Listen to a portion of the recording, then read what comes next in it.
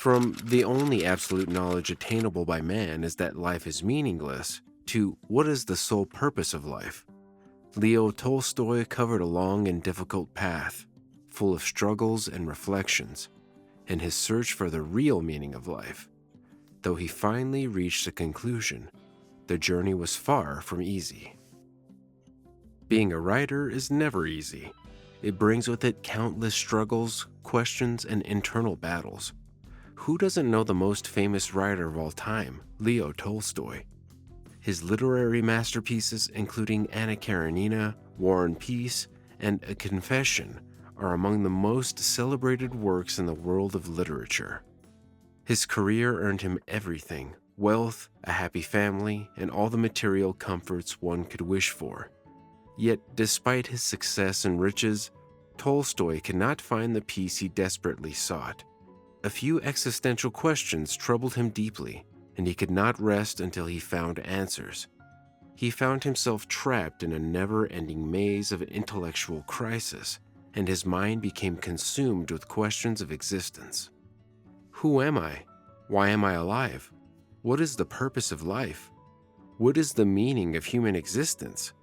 These thoughts haunted him. They pushed him to seek the truth, leading him into a state of nihilism by the age of 50. This video explores the profound shifts in Tolstoy's life, the discomforting questions that tormented him, and his eventual search for meaning. Tolstoy had always been deeply skeptical of Christianity. His parents left him early in life, leaving him feeling abandoned and alone. The clash between religious doctrine and his personal doubts had always left a negative impression on him. He had serious doubts about Christianity, and these doubts set the stage for the intellectual struggles that would shape the rest of his life. Throughout his life, Tolstoy had enjoyed all the luxuries and pleasures that life could offer, but by the time he reached his 50s, everything changed. He fell into a profound existential crisis. Sleep became his only escape, the only way to avoid confronting the unbearable reality of his existence. Nihilism consumed him day by day. In his essay, A Confession, Tolstoy describes how he had to trick himself into resisting suicidal thoughts.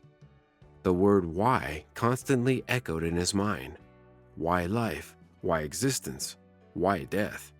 He needed answers. In A Confession, Tolstoy recounts a story that perfectly captures his inner turmoil. A man, fleeing from a beast, ends up jumping into an abandoned well. When he realizes there's a killer dragon waiting down below and no escape, he grabs a branch growing from the well's wall. As he clings to it in fear, he notices honey dripping from the branch. Despite his terror, he lifts his hand to taste the honey, savoring its sweetness. Tolstoy related this man to himself. Like the man in the story, Tolstoy was caught between two extremes: the wild beast of existential dread above him and the dragon of death waiting below. Yet amid this turmoil, there were still moments of sweetness, moments that kept him alive and searching for answers. His intellectual crisis is also reflected in his most famous novel, Anna Karenina, where the protagonist faces a similar struggle. Unlike the character in his novel, however, Tolstoy was determined to find a resolution to his crisis. To escape his suicidal thoughts, he embarked on a journey to find meaning. Tolstoy left no stone unturned in his search for answers.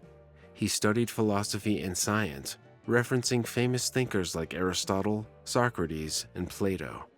But his conclusions led to despair. The philosophies he explored only told him, "Happy is he who has not been born. Death is better than life. One must free oneself from life." Science, too, offered little solace. It told him that humans are just lumps of energy, valuable only as long as they remain healthy. This was not what Tolstoy was seeking.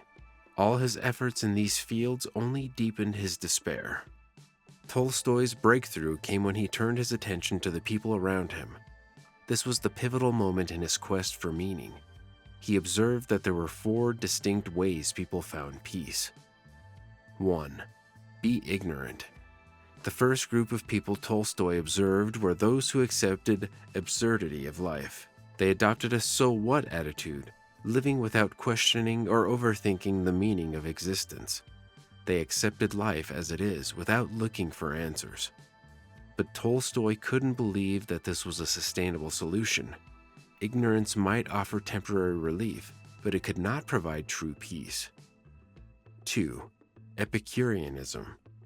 The second group consisted of those who sought pleasure and distraction through worldly activities, parties, entertainment, and material pursuits. These people kept themselves busy in an attempt to avoid confronting the harshness of life. Yet Tolstoy rejected this as a permanent solution. For him, running away from problems was never the answer. The only way to find peace was to confront life's deepest questions, not to distract oneself from them. Epicureanism could offer a temporary escape, but it didn't lead to true fulfillment. 3. End the joke. The third group of people Tolstoy observed were those who, consumed by existential despair, ended their own lives. To them, death seemed like the only escape. But Tolstoy refused to join this group, as he continued his search for a deeper, more permanent answer. Suicide for him was not a solution, it was a denial of the search for meaning. 4. Existential limbo. Finally, there were those who, although aware of life's meaninglessness, did nothing to address it. They simply accepted the struggles of life and the inevitability of death, without taking any steps to find purpose or peace. These people were not active participants in life. They existed in a state of emotional and spiritual paralysis. They neither embraced nor rejected life, but simply endured it.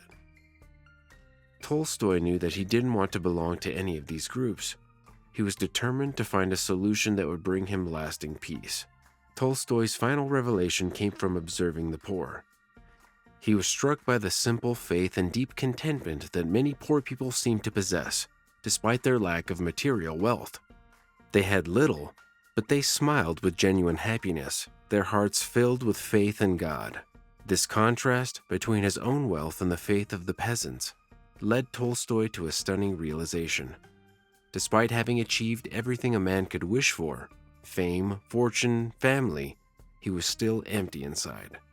The material world could not provide the peace he longed for. He realized that the true meaning of life was not to be found in wealth or intellect, but in belief. Belief in something greater than the material world, in a connection with God. This belief was the key to true peace. At that moment, Tolstoy understood that the sole purpose of life was to serve humanity. Life's meaning lies in love, faith, and selflessness. Tolstoy passed away on November 20th, 1910. His life was filled with struggles, but the lessons he left behind were far more valuable than material wealth. He taught the world the true meaning of life, to live for others, to embrace faith, and to serve humanity. If you choose to live this way, you may avoid the existential struggles that many face in their search for meaning.